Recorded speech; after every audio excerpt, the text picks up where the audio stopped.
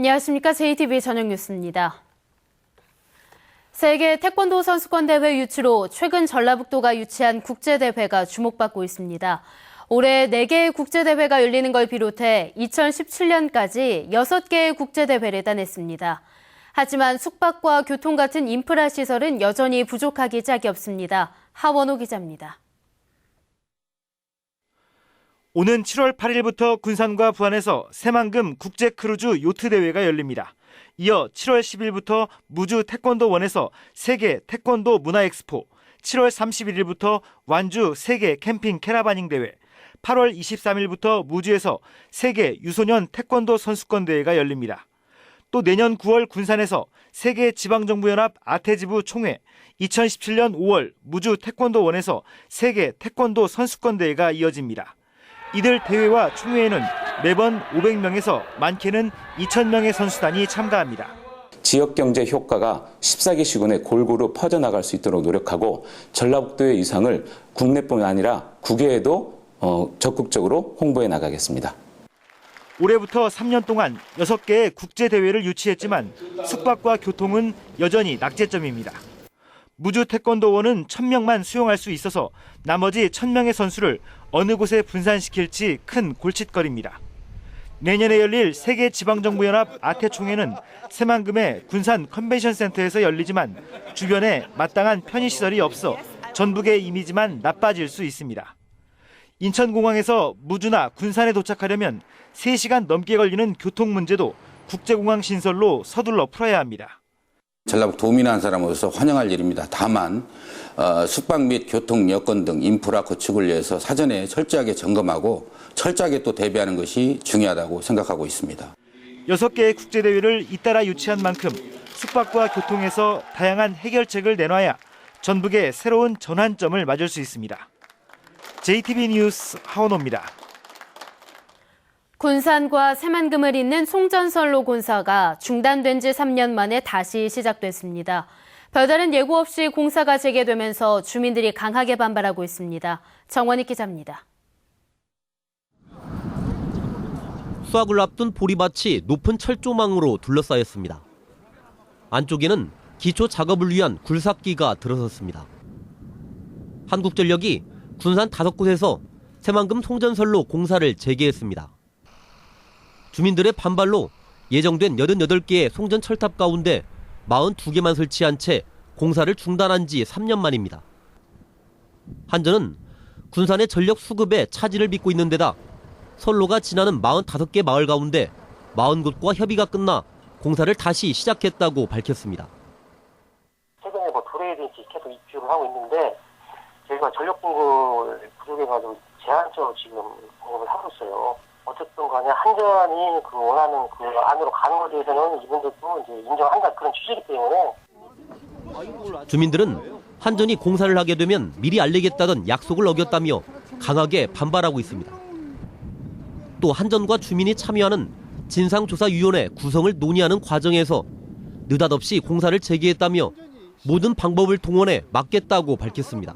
일방적인 이 공사를 강행하니까 심장이 매우 착착합니다. 저희들은 물리적으로 막을 수 있는 방법, 그다음에 또한 기독교 연합회와 연대해가지고 단식농성에 들어갈 것입니다. 한전은 주민들과 마찰을 피하기 위해 최소한의 인원과 장비만 동원할 계획입니다. 하지만 주민들의 거센 반대 속에 공사가 강행되면서 물리적 충돌이 우려되고 있습니다. JTBC 뉴스 정원익입니다. 지난 2007년에 지정고시된 신시도 국립자연휴양림 조성이 겉돌고 있습니다. 전라북도는 신시도 자연휴양림에 대해 산림청이 시급성을 인정하지 않고 기획재정부가 예산 배정에 소극적이어서 사업 착공이 9년째 이루어지지 않고 있다고 밝혔습니다. 신시도 국립자연휴양림은 새만금 방주제 관광 효과를 높이기 위해 신시도의 휴양 공간과 생태관광지를 조성하는 사업입니다. 학교에 만들어진 인조잔디 운동장에서 인체에 해로운 유해 중금속이 검출됐습니다. 지난해 이 같은 결과가 나왔는데 그동안 전북교육청은 예산 타령만 하며 교체 작업을 하지 않아 학생들의 학습권이 침해당하고 있습니다. 조창현 기자입니다. 지난 2008년 만들어진 초등학교 인조 잔디 운동장입니다. 지난해 정부 조사 결과 인조 잔디 잎에서 기준치를 초과하는 납성분이 검출됐습니다. 학교는 운동장 사용을 중지했고 체육 수업은 체육관을 이용하고 있습니다. 애들 아무래도 불만이 많죠. 학교 온다는 것은 어떻게 보면 스트레스 해소도 되고 학교가 즐겁고 행복한 학교가 돼야 하는데 몸을 활동을 못 하니까. 전라북도의 64개 학교 인조 잔디 운동장 가운데 유해물질이 검출된 운동장은 5곳입니다. 전주 남초와 장수초, 고창 북중, 전주 공고와 군산 제1고 등입니다.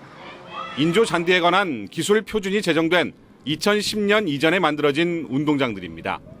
학생 건강과 학습권을 고려해 즉시 교체 작업이 필요하지만 전북교육청은 예산 타령만 하고 있습니다. 교육부에서 유해성 검사를 해가지고 기준치 초과한 학교는 이런 인조잔디랑 개보수를 연차적으로 지원을 하고 있기 때문에 저희는 따로 이렇게 지금 현재는 예산을 준비를 못했거든요. 환경단체는 문제가 된 학교에 인조잔디 운동장을 즉각 철거하고 학생 건강 실태조사 실시를 요구했습니다. 학생들에 대한 건강 실태조사 꼭 필요하고요. 환경이나 교육, 경제적인 문제를 따져봤을 때 인공 잔디 우장은 마땅치 않다라고 판단합니다. 장기적인 철거 계획이 필요하다고 생각합니다. 전북교육청은 인조잔디 운동장의 유해성 논란이 끊이지 않는 만큼 앞으로 인조잔디 운동장 조성을 전면 중단하기로 했습니다. JTB 뉴스 조창인입니다.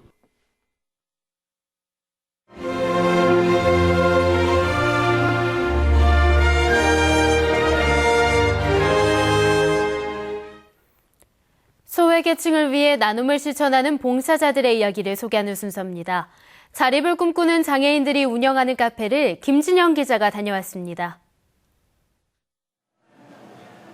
커피를 내리는 손길이 분주합니다. 주방 한켠에서는 커피와 함께 내놓을 빵을 정성껏 만듭니다. 커피를 내리고 빵을 만드는 직원들은 모두 장애인들입니다. 커피 전문가인 바리스타 교육을 받아 이들이 만든 커피는 맛과 향 모두 여느 커피숍에 뒤지지 않습니다. 다른 차이를 못 느끼고요. 커피 맛도 좋고 서빙도 잘 해주시는 것 같고. 가격이 상대적으로 싸 지난 2월 문을 연 뒤로 하루에 100여 명 가까이 찾고 있습니다. 입소문이 나면서 장애인들은 매달 적지 않은 급여를 자신의 통장에 저축할 수 있게 됐습니다. 자립을 실천하려는 장애인들의 꿈이 그만큼 현실로 가까워지고 있습니다. 여기에 한지 3개월 다 돼갑니다. 돈 많이 벌어서 큰 집 짓고 싶습니다. 사업이 성과를 거두면서 교육을 받고 있는 동료 장애인들을 위한 2호점, 3호점 카페가 잇따라 들어설 계획입니다. 저희가 지금 위치한 곳이 북부 마이산인데요. 남부 마이산에 또 관광객들이 많이 오십니다. 그쪽에 또 생겼으면 하는 바람이 있고요. 또 지난 읍내에도 또 좋은 자리가 좀 생긴다면 좀 생겨서 더 많은 분들이 취업을 했으면 합니다. 주위의 도움에 익숙했던 장애인들이 카페를 직접 운영하면서 자신감과 자립심을 키워가고 있습니다. JTB 뉴스 김진형입니다. 전주지방법원 제1형사부는 보행자를 차로 친 뒤 사고 현장을 벗어난 혐의로 기소된 45살 정모 씨에 대한 항소심에서 무죄를 선고한 원심을 유지했습니다. 재판부는 피해자가 입은 상해가 일상생활에 지장을 줄 정도가 아니고 자연 치유될 수 있는 수준인 만큼 이를 형법상 상해로 보기 어렵다며 1심과 같은 무죄를 선고했습니다. 정 씨는 지난해 3월 정읍의 한 도로에서 화물차를 후진하다가 36살 박모 씨를 치어 전치 1주의 상해를 입히고 달아난 혐의로 기소됐습니다. 전북경찰청 광역수사대는 모텔에서 도박을 한 혐의로 조직폭력배 30살 박모 씨 등 4명을 불구속 입건했습니다. 사회 선후배 사이인 이들은 지난 1월 익산의 한 모텔에서 판돈 500만 원을 걸고 모두 20차례에 걸쳐 도박을 한 혐의입니다. 전주 완산경찰서는 음주 사고 피해 차량에 타고 있던 것처럼 속여 보험금을 타낸 혐의로 25살 홍모 씨를 불구속 입건했습니다. 홍 씨는 지난달 10일 밤 전주시 완산구 한 술집 앞 도로에서 혈중 알코올 농도 0.198%로 만취 상태인 47살 문모 씨가 주차된 자신의 차량을 들이받자 차에 타고 있던 것처럼 속여 보험사로부터 86만 원을 타낸 혐의입니다. 날씨입니다. 전북은 오늘 전주가 21.4도, 장수는 18도에 머무는 등 평년보다 2, 3도가량 낮았습니다. 내일은 맑은 날씨 속에 기온이 크게 오르겠습니다. 아침 최저 기온은 9도에서 15도, 낮 최고 기온은 24도에서 27도가 예상됩니다. 내일 낮까지는 바람이 강하게 부는 곳들이 많아 주의가 필요합니다. 목요일인 모레는 낮 기온이 28도까지 오를 것으로 보입니다. 전주기상대는 이번 금요일에 약한 비가 오면서 기온이 다시 떨어질 것으로 내다봤습니다. JTB 저녁 뉴스를 마칩니다. 시청해주신 여러분 고맙습니다.